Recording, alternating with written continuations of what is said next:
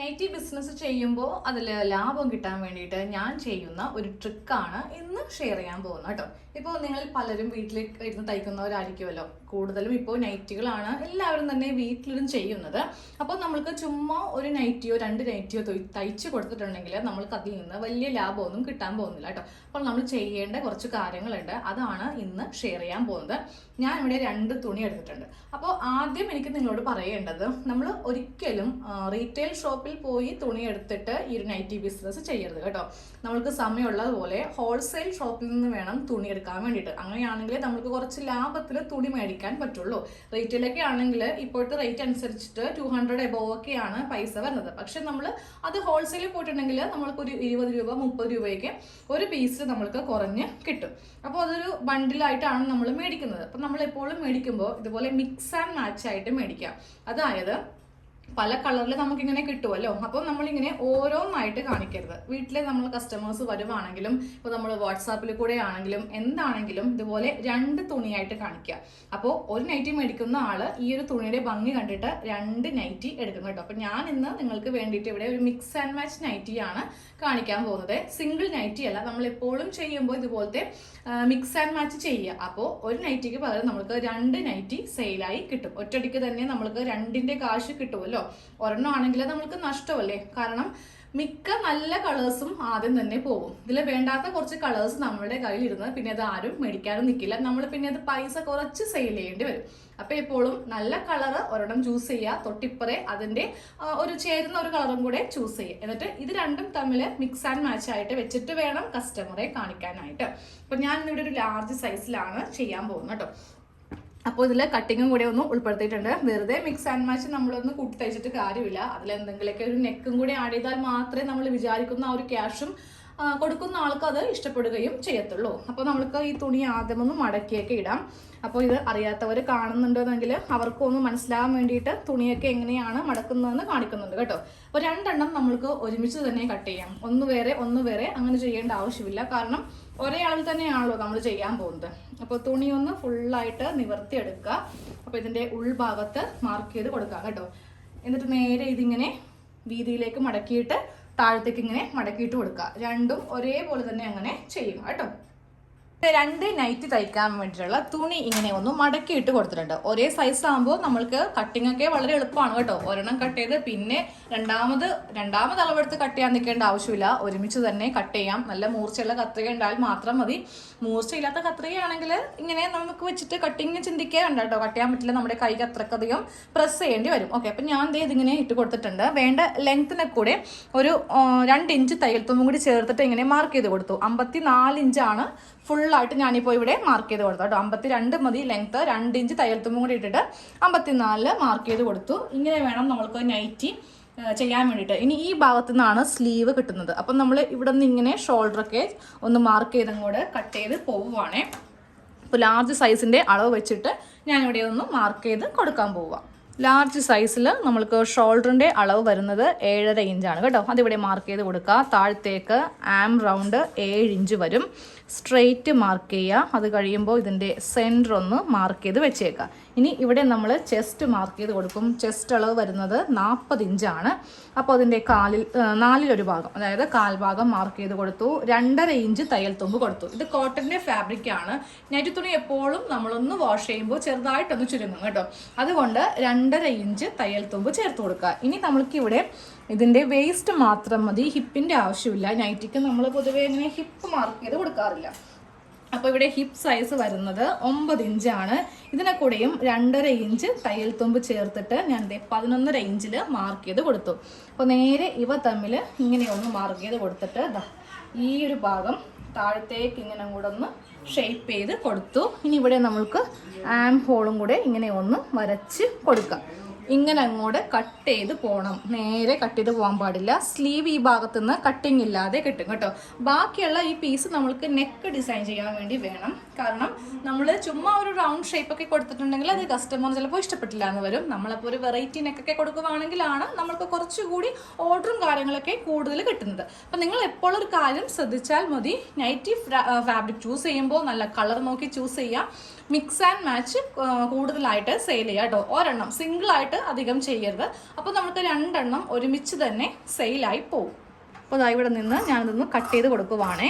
ഒരേപോലത്തെ നൈറ്റി തുണിയാണ് ഇപ്പോൾ എടുത്തിരിക്കുന്നത് കേട്ടോ. പക്ഷേ ഇറക്കക്കുറവ് കണ്ടോ, തുണികൾ തമ്മിൽ കുറച്ച് ഡിഫറൻസ് ഉണ്ടാവും കേട്ടോ. ചില തുണിക്ക് കുറച്ച് ലെങ്ത്ത് കൂടുതലും ചിലതിന് കുറവൊക്കെ ഉണ്ടാവും. ഒരേ ടൈപ്പ് തുണി തന്നെയാണ്, പക്ഷെ കുറച്ച് ഇതിൽ വ്യത്യാസം ഉണ്ട് കേട്ടോ.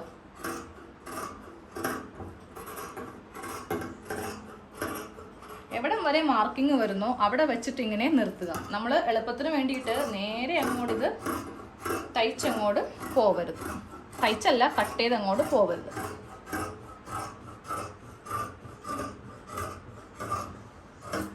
ഓക്കെ, നല്ല മൂർച്ചയുള്ള കത്രികയാണെങ്കിൽ മാത്രമേ നമ്മൾക്ക് ഇതുപോലെ കുറേ അധികം കഷ്ണങ്ങളൊക്കെ ആയിട്ട്, ഇത് നോക്കിയേ ഇപ്പം എത്ര കഷ്ണം ഉണ്ടെന്ന് ഞാൻ കാണിച്ചു തരട്ടെ. മൊത്തത്തിൽ 8 പീസ് ഉണ്ടാവും. ഇതാ ഇതുപോലെ 8 പീസൊക്കെ കട്ട് ചെയ്യണമെങ്കിൽ നല്ല മൂർച്ചയുള്ള കത്രിക ഉണ്ടെങ്കിൽ മാത്രമേ പറ്റുള്ളൂ കേട്ടോ. അപ്പോൾ ഈ കത്രിക എല്ലാ വീഡിയോയിലും നമ്മൾ ലിങ്ക് ഇടാറുണ്ട്. എന്നാലും കമൻസിലൂടെയും വാട്സാപ്പിലൊക്കെ ചോദിക്കാറുണ്ട് ലിങ്ക് തരുമോ എന്ന്. എല്ലാ വീഡിയോൻ്റെയും ഡിസ്ക്രിപ്ഷൻ ബോക്സിൽ ലിങ്ക് ഇട്ടേക്കാം. ആവശ്യമുള്ളവർക്ക് ക്ലിക്ക് ചെയ്ത് മേടിക്കാം. നല്ല ബ്രാൻഡ് ആയതുകൊണ്ടാണ് പരിചയപ്പെടുത്തുന്നത് കേട്ടോ. അപ്പോൾ നമ്മളുടെ ഇത്രയും ഭാഗം കഴിഞ്ഞു. ഇത് ഒരു നൈറ്റി, ഇത് രണ്ടാമത്തെ നൈറ്റി. ഫ്രണ്ട് നെക്ക് ഇപ്പോൾ ചെയ്യേണ്ട, ബാക്ക് നെക്ക് മാത്രം നമ്മൾക്ക് എടുത്ത് കട്ട് ചെയ്യാം. അപ്പോൾ ഒരു പീസ് എടുക്കുക, അതായത് ഇതിൽ നിന്ന് ഒരു പീസ്, അടിയിൽ നിന്ന് ഒരു പീസ്, അതെടുത്തിട്ട് നമ്മൾക്ക് ബാക്ക് നെക്ക് ഒന്ന് കട്ട് ചെയ്ത് കൊടുക്കാം. അപ്പോൾ തന്നെ ഫുള്ളായിട്ട് വിടർത്തിയെടുക്കേണ്ട ആവശ്യമില്ല. ഇതിങ്ങനെ ഒന്ന് മാറ്റുക. എന്നിട്ട് ഈ ഒരു പീസ് ഇത് രണ്ടും കൂടെ ഇങ്ങനെ കുറച്ചൊന്ന് ഉള്ളിലേക്ക് മടക്കി വെച്ചിട്ട് വീണ്ടും ഇതിങ്ങനെ ഫ്രണ്ടിലേക്ക് ഇട്ട് കൊടുക്കുക. എന്നിട്ട് ആ നെക്ക് അങ്ങോട്ട് കട്ട് ചെയ്ത് മാറ്റാം. നെക്കിൻ്റെ അകലം വരുന്നത് 3 തന്നെയാണ് കേട്ടോ. 3 ഇഞ്ച് നെക്ക് അകലം. ബാക്ക് നെക്ക് 4 ഇഞ്ചോളം കൊടുക്കുന്നുണ്ട്. നൈറ്റിക്ക് നമ്മളങ്ങനെ 4 കൊടുക്കാറില്ല, പക്ഷേ ഓരോ കസ്റ്റമർ നമ്മളടുത്ത് പറയും കുറച്ച് ഇറക്കം വെക്കണം. അപ്പോൾ നമ്മൾ ഇതുപോലെ ഇങ്ങനെ കട്ട് ചെയ്ത് കൊടുക്കും. അപ്പോൾ ഇനി ഈ നെക്കൊന്ന് കട്ട് ചെയ്യാം.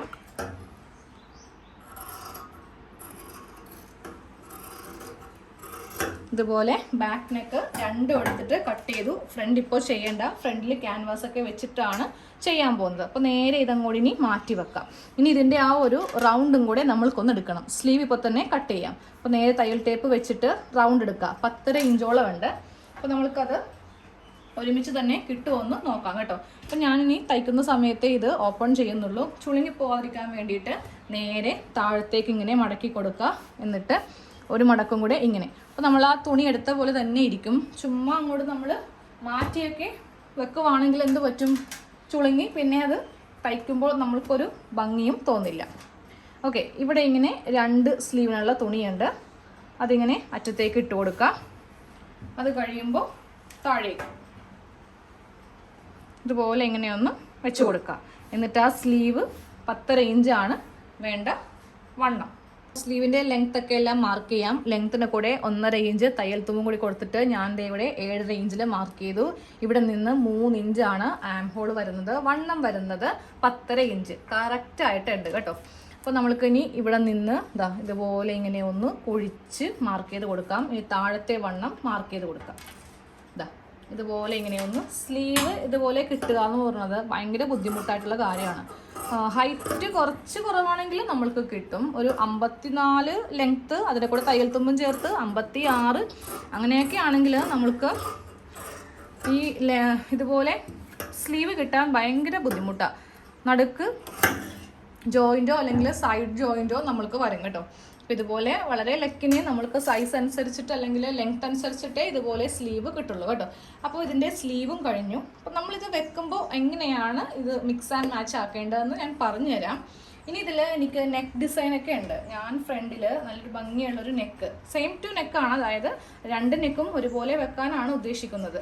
അതിനെനിക്ക് ഇത്രയുള്ള പീസ് മതിയാവുമോ എന്നറിയില്ല. ചിലപ്പോൾ സൈഡിൽ നമുക്ക് എക്സ്റ്റൻഷൻ കൊടുക്കേണ്ടി വരും. അത് ഞാൻ അടുത്ത വീഡിയോയിൽ കാണിച്ചു തരാം കേട്ടോ. നല്ല ഭംഗിയുള്ള നല്ല മൂവായിട്ടുള്ള ഒരു നെക്കാണ്. അത്യാവശ്യം എല്ലാവരും മേടിക്കും. ആ ഒരു ഡിസൈൻ കണ്ട എല്ലാവർക്കും തന്നെ ഇഷ്ടപ്പെടും. ആ ഒരു നെക്ക് അടുത്ത വീഡിയോയിൽ കാണിച്ചു തരാം. അപ്പോൾ ഇന്ന് നമ്മൾ ചെയ്തത് എന്താ, ഒരു നൈറ്റി ആയിട്ട് നിങ്ങൾ സെയിൽ ചെയ്യരുത്. നിങ്ങൾ കുറേ പേര് വീട്ടിൽ തയ്ക്കുന്നവരുണ്ടാവുമല്ലോ. അപ്പോൾ കുറേ പേര് എന്നോട് ചോദിക്കാറുണ്ട്, ഈ നൈറ്റി എങ്ങനെയാണ് ബിസിനസ്സിൽ നല്ല ലാഭം കിട്ടുക, ചേച്ചിക്ക് അറിയാമെങ്കിൽ ഒന്ന് പറഞ്ഞു തരാമോ? അപ്പോൾ ഞാൻ കഴിവതും ഇങ്ങനെയൊക്കെയാണ് ചെയ്യുന്നത്. പിന്നെ എനിക്ക് നൈറ്റി മാത്രമല്ല കേട്ടോ, ഞാൻ കുർത്തി ചെയ്യാറുണ്ട്, ബ്ലൗസ് ചെയ്യാറില്ല, കുർത്തി ചെയ്യാറുണ്ട്, പറഞ്ഞ ഡിസൈനൊക്കെ ചെയ്ത് കൊടുക്കാറുണ്ട്. അങ്ങനെ നമ്മൾ നൈറ്റി മാത്രമായിട്ട് ഒതുങ്ങാൻ ഉദ്ദേശിച്ചിട്ടില്ല. അങ്ങനെ ഒരിക്കലും ഒരു തയ്യൽക്കാരും ചെയ്യാറില്ല. നമുക്ക് കിട്ടുന്ന എല്ലാ വർക്കും നമ്മൾ എടുക്കാറുണ്ട്. അപ്പോൾ ഞാൻ ഇപ്പോൾ ഒരു ഉദാഹരണം കാണിച്ചു തരാം. ഞാൻ ഈ ഒരു പാറ്റേൺ എടുത്തു. ഇത് മിക്സ് ആൻഡ് മാച്ചിൽ മാത്രമേ നമുക്ക് ഇങ്ങനെ ചെയ്യാൻ പറ്റുള്ളൂ. ഒരു സിംഗിൾ നൈറ്റിയിൽ നമ്മൾക്ക് ചെയ്തിട്ടുണ്ടെങ്കിൽ തന്നെ അതൊരു ഭംഗി ഉണ്ടാവില്ല. ഒരേ കളറിലെ 2 തുണി വരുമ്പോഴാണ് ഈ നൈറ്റി കൂടുതൽ ഭംഗിയാവുന്നത് കേട്ടോ. അപ്പോൾ ഇതിപ്പോൾ ഒരു ബാക്ക് പാർട്ടായിട്ട് ഇങ്ങനെ വെക്കും. നമ്മൾ കൊണ്ടേ ഇതിന് ഈ സെയിം കളർ സ്ലീവ് വെക്കരുത്. ഫ്രണ്ടിലും ഡിസൈൻ ചെയ്യുക, അതുപോലെ തന്നെ ഈ സ്ലീവും അങ്ങോട്ടും ഇങ്ങോട്ടും മാറ്റുക. ഇപ്പോൾ ഇതിന് ഞാൻ ഈ സ്ലീവാണ് വെക്കാൻ പോകുന്നത്. അതുകൊണ്ടാണല്ലോ നമ്മൾ ഇതിനെ മിക്സ് ആൻഡ് മാച്ച് എന്ന് പറയുന്നത്. ഇതാ ഈ ഒരു സ്ലീവ് വരുമ്പോൾ കാണാൻ നല്ല എടുപ്പായിരിക്കും.